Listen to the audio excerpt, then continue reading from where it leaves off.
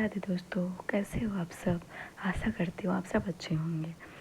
आज के वीडियो में हम बात करेंगे सोशल साइंस एनसीईआरटी पॉलिटी के क्लास 6 के चैप्टर 8 के बारे में। पॉलिटी के क्लास 6 का जो है ये आखिरी चैप्टर है। नए वाले एडिशन में 8 ही चैप्टर दिया गया है, बाकी पुराने वाले में 9 चैप्टर है। चैप्टर का नाम है शहरी क्षेत्र में आजीविका। इसके हम अभ्यास के प्रश्न करेंगे।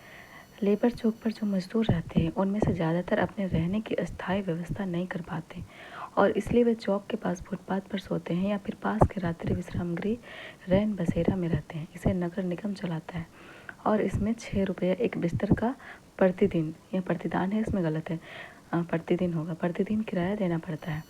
सामान की सुरक्षा का कोई इंतजाम न रहने के कारण वे वहाँ के चाय या पान बीड़ी वालों की दुकानों को बैंक के रूप में इस्तेमाल करते हैं। उनके पास वे जमा करते हैं और उनसे उधार भी लेते हैं। वे अपने औजारों को रात को उनके पास हिफाजत के लिए छोड़ देते हैं। दुकानदार मजदूरों के सामान की सुरक्षा के साथ ज़रूरत पड़ने पर उन्हें कर्ज भी देते हैं। उत्तर होगा लेबर चौक पर आने वाले मजदूरों के पास स्थायी काम नहीं होता है और वे दिहाड़ी मजदूर होते हैं और विभिन्न तरह का काम करते हैं, जैसे मकान बनाने का काम करने वाले राजमिस्त्री, घरों में रंग पेंट करने वाले मिस्त्री, फर्नीचर का काम करने वाले मिस्त्री, प्लम्बर का काम करने वाले, वजन उठाने या फिर खुदाई करने का काम करने वाले मजदूर इत्यादि। अस्थायी काम ना होने के कारण गरीबी में जीवन व्यतीत करते हैं और इनके रहने और खाने की कोई स्थायी व्यवस्था नहीं होती है और जिसे काम नहीं मिलता है उसे पूरा दिन लेबर चौक पर ही बैठे रहना पड़ता है और शाम को खाने के लिए उधार लेना पड़ता है। और जब कई दिनों तक लगातार काम नहीं मिलता है तो कभी कभी भूखे पेट भी सोना पड़ता है। इनके साथ कार्यस्थलों पर अच्छा व्यवहार भी नहीं किया जाता है। निश्चित समय से अधिक समय तक काम करवाया जाता है और सरकार द्वारा निर्धारित न्यूनतम मजदूरी से कम मजदूरी दी जाती है। इस प्रकार इनका जीवन काफ़ी कठिन होता है। ऐसे देख सकते हैं कि शहर में जो मजदूर गांव से आते हैं उनका जीवन काफ़ी कठिन होता है। वो बहुत मेहनत करके ही पैसा कमा पाते हैं और इस तरह अपना रहना भी उनको शहर में है और इतने महंगा शहर होता है, प्लस रहना और रहने के साथ साथ वो जो कुछ बचता है वो घर भी बेचते हैं और बेचना ही पड़ता है। एक अस्थायी और नियमित नौकरी अनियमित काम से किस तरह अलग है। एक अस्थायी और नियमित नौकरी करने वालों की एक निश्चित मासिक आय होती है। अस्थायी कर्मचारी होने के कारण विभिन्न प्रकार की सुविधाएं भी मिलती है, जैसे भविष्य निधि, छुट्टियां, रविवार, परिवार के लिए चिकित्सा सुविधाएं, मकान का किराया इत्यादि। काम करने का निश्चित समय और घंटे निश्चित होते हैं, जबकि अनियमित कर्मचारी की जो मासिक आय है वो निश्चित नहीं होती है। वो जितने दिन काम करता है उतने दिनों का पैसा मिलता है और कोई निश्चित छुट्टी नहीं होती है। जैसे मजदूर लोग जितने दिन काम किए उतने दिन का मिला या टाइम पे मिला या और नहीं भी मिल सकता है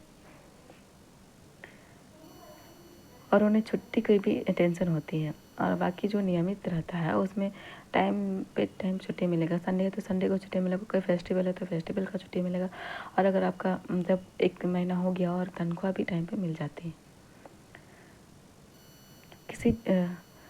वह जितने दिन काम करता है अनियमित में उतने दिनों का ही पैसा मिलता है। कोई निश्चित छुट्टी नहीं होती है, किसी भी प्रकार की सुविधाएं नहीं मिलती, काम समय और घंटे निश्चित नहीं होते हैं, काम की सुरक्षा भी नहीं होती है। सुधा को अपने वेतन के अलावा और कौन कौन से लाभ मिलते हैं। सुधा को वेतन के अलावा निम्नलिखित लाभ मिलते हैं। सुधा जो है वो इस चैप्टर का ही एक पात्र थी।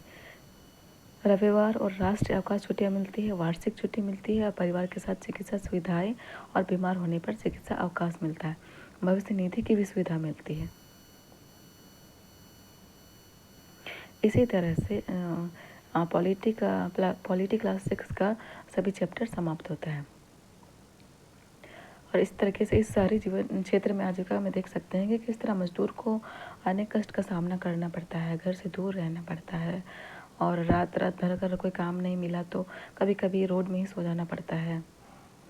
जैसे रिक्शा वाले को आप देख लो, ऐसे ही खड़े रहते हैं। अगर कोई आ गया तो ठीक है, नहीं तो फिर वो ऐसे ही बैठे हुए रहते हैं। मुश्किल से एक टाइम का भोजन मिलता है, कभी कभी तो खाना भी नसीब नहीं होता है, ऐसा होता है। इसी के साथ ये चैप्टर समाप्त होती है और क्लास 6 की भी पॉलिटी समाप्त होती है। Thank you.